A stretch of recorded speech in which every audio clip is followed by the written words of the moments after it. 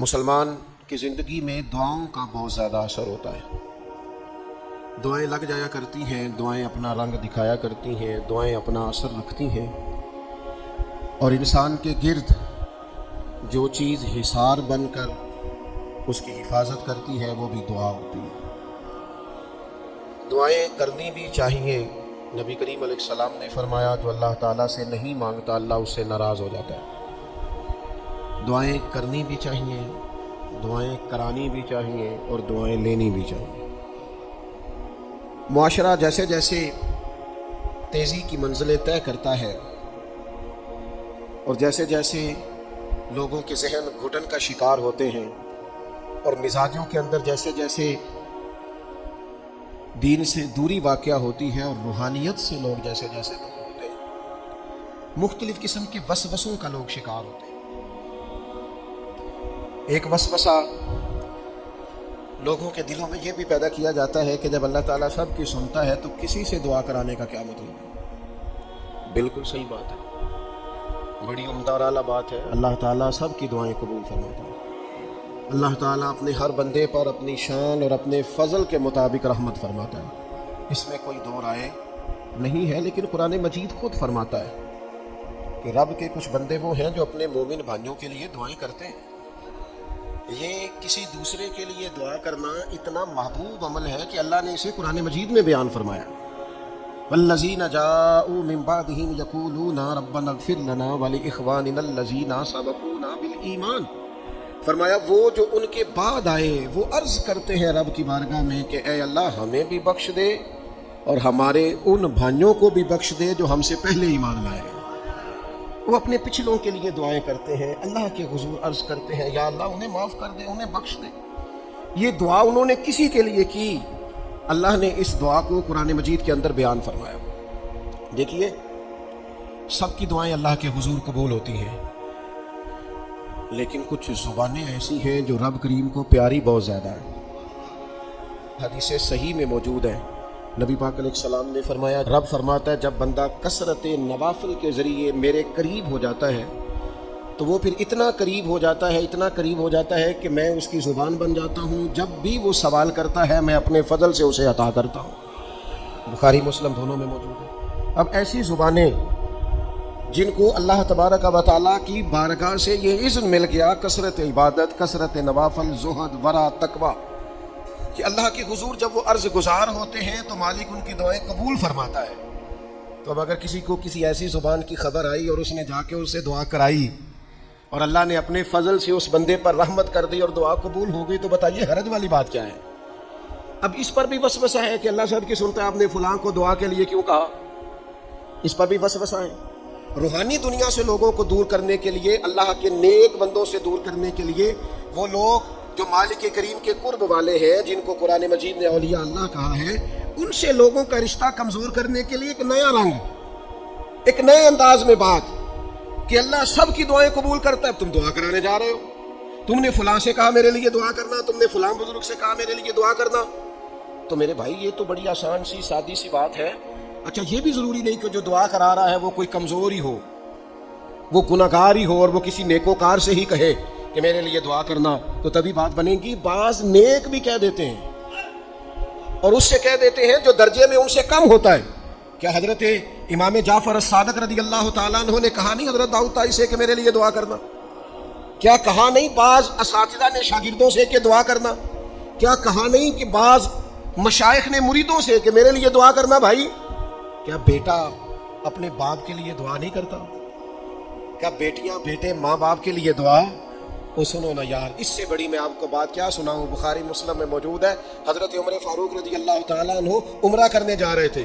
اللہ کے پیارے رسول، رسول رحمت، محبوب رب اکبر صلی اللہ تعالیٰ علیہ وسلم نے فرمایا عمر میرے بھائی ہمیں بھی دعاؤں میں یاد کرنا۔ اب بتاؤ اس سے بڑی مثال کہاں سے لائیں؟ حضرت عمر سے نبی کریم علیہ السلام نے کہا عمر میرے بھائی ہمیں بھی اپنی دعاؤں میں یاد رکھنا۔ تو اگر حضور جناب عمر سے کہہ سکتے ہیں دعا کرنا، مجھے بتاؤ حضور کو ضرورت ہے جناب عمر کی دعا کی؟ یہ کس لیے کہا؟ یہ اس لیے کہا کہ ہمیں سمجھ میں آ جائے کہ کچھ لوگوں سے دعا کرا لینی چاہیے، کچھ لوگوں سے دعا کرا لینی چاہیے. بس اس سے زیادہ جملہ نہیں کہوں گا. کچھ لوگوں سے اپنے حق میں کچھ کہلوا لینا چاہیے. کوئی گواہی اپنے حق میں کرا لینی چاہیے. فائدہ ہوتا ہے, اس کا نفع ہوتا ہے, اس میں بڑے راز مضمر ہوتے ہیں, اس میں بڑے عقدے کھل جایا کرتے ہیں, اس میں بڑی آسانیاں ہو جاتی ہیں. میرے عزیز نبی پاک صلی اللہ تعالی علیہ وسلم نے فرمایا جناب عمر سے میرے لیے, حضور فرماتے ہیں اللہ کے کچھ بندے ہیں اگر وہ قسم کھا کے کہے نا یا اللہ ایسا کر دے, یہ بخاری مسلم دونوں میں موجود, وہ قسم کھا کے کہے نا لو اقسم علی اللہ لا ابرہ, وہ اگر قسم کھائیں تو رب ان کی قسم بھی پوری فرما دیا کرتا ہے. میرے بھائی محبت کے لیے دل ڈھونڈ کوئی ٹوٹنے والا, کوئی جگہ ایسی تلاش کر جہاں سے دعا مل جائے, جہاں سے کرم ہو جائے, جہاں سے عطا ہو جائے, جہاں سے اللہ کا فضل ہو جائے. اور پھر ہمیں بھی چاہیے ہم دعائیں دیتے رہیں, ماں باپ کو چاہیے اولاد کو دعائیں دیتے رہیں, اساتذہ کو چاہیے شاگردوں کو دعائیں دیتے رہیں, مشائخ کو چاہیے عقیدت مندوں کو دعائیں دیتے رہیں, بہن بھائیوں کو چاہیے ایک دوسرے کو دعائیں. چلے آپ آمین کہیں. اب آپ نے انکار نہیں کہ سارے دعا مانگے, یا اللہ ہمارے بھائیوں کو ہم سے زیادہ عطا فرما, یا اللہ بھائی کو ہم سے, یا اللہ بھتیجوں کو زیادہ عطا فرما, بھانجوں کو زیادہ عطا فرما, اللہ محلے داروں کو زیادہ عطا فرما, پڑوسیوں کو زیادہ عطا فرما. یہ مانگو نا دعائیں, اس میں بھلا ہے, اس میں نفع ہے. اب جنہوں نے پریشان ہو کے آمین کا ہے وہ خوش ہو جائیں گے. نبی پاک علیہ السلام نے فرمایا جو دعا تو کسی کے لیے مانگتا ہے اللہ پہلے تیرے حق میں قبول فرماتا ہے. وہ خوش ہو گئے آپ لوگ.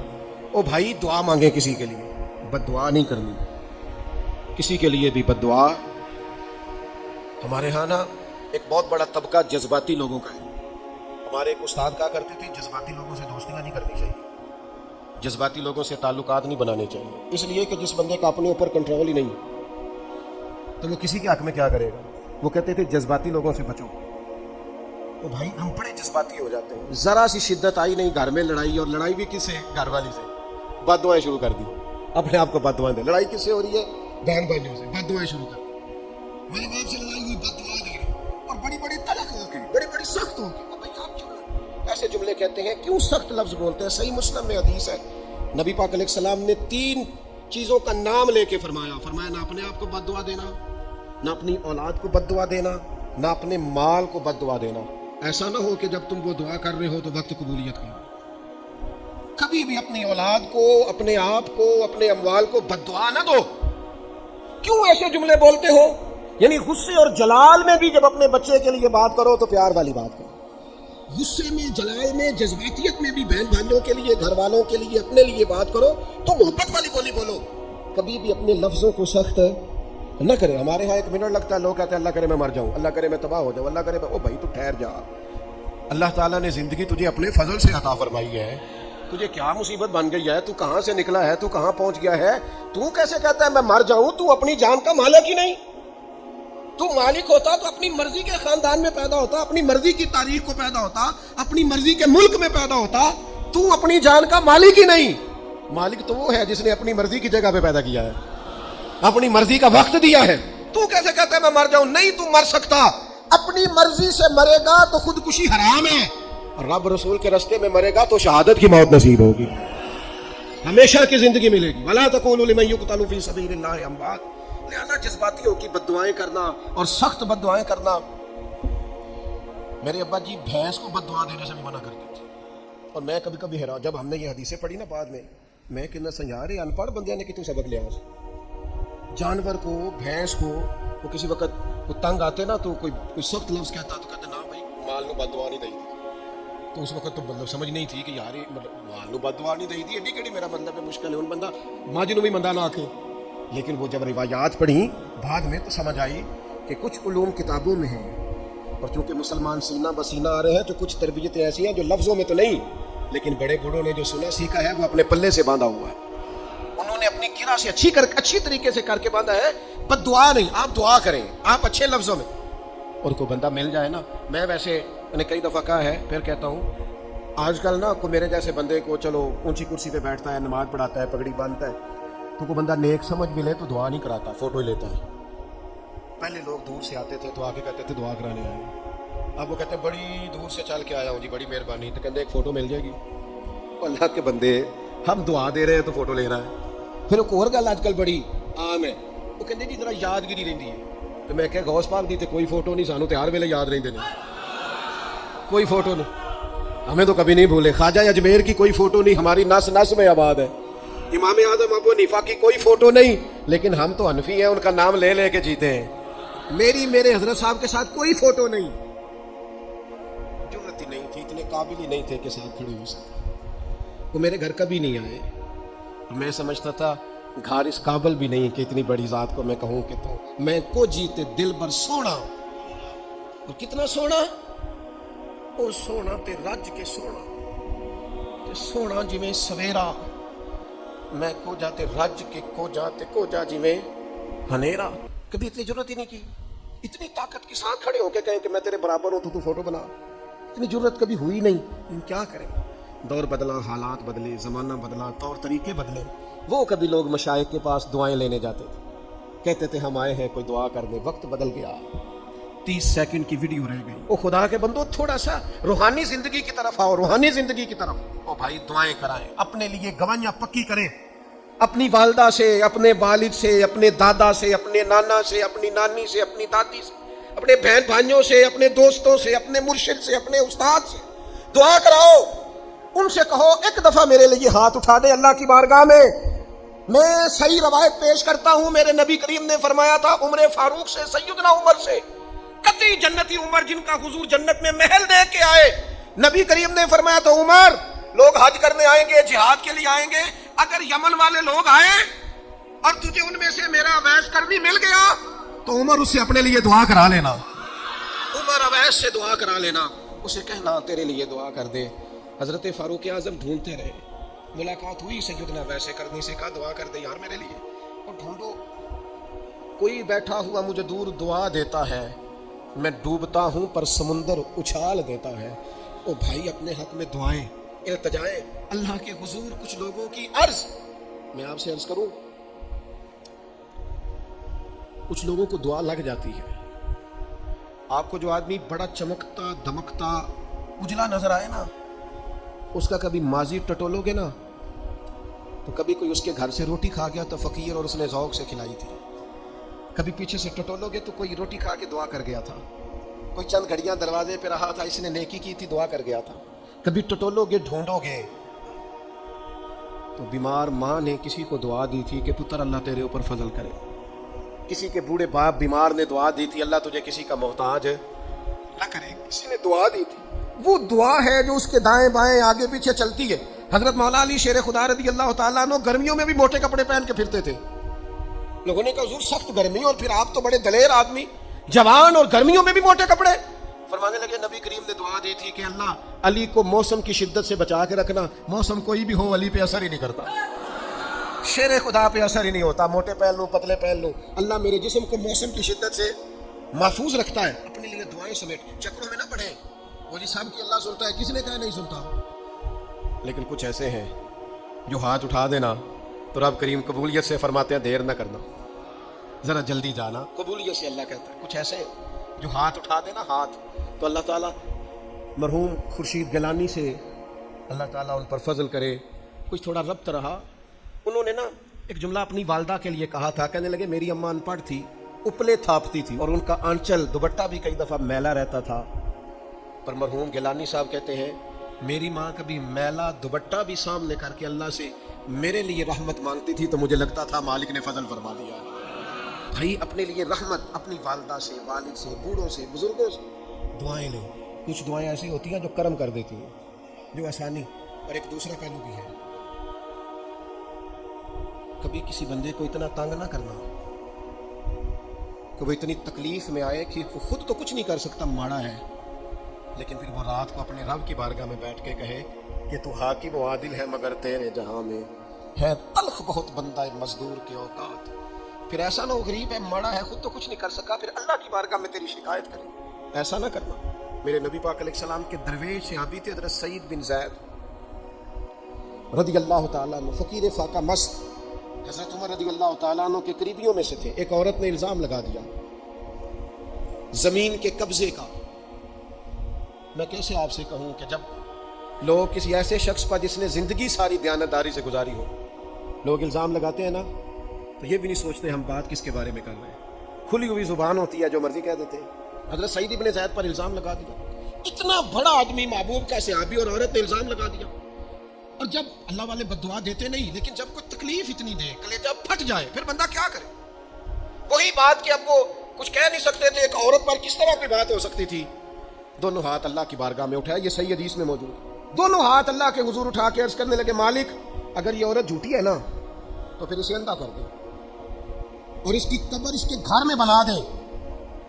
صحابہ فرماتے ہیں کہ حضرت سعید ابن زید کا تو وصال ہو گیا، زمانہ گزر گیا، لیکن ہم نے پھر اس بی بی کو اندھا ہوتے دیکھا ہے، پھر اس کے گھر میں کنواں تھا اور ہم نے اسے اپنے ہی گھر کے کنویں میں گر کے مرتے ہوئے بھی دیکھا ہے۔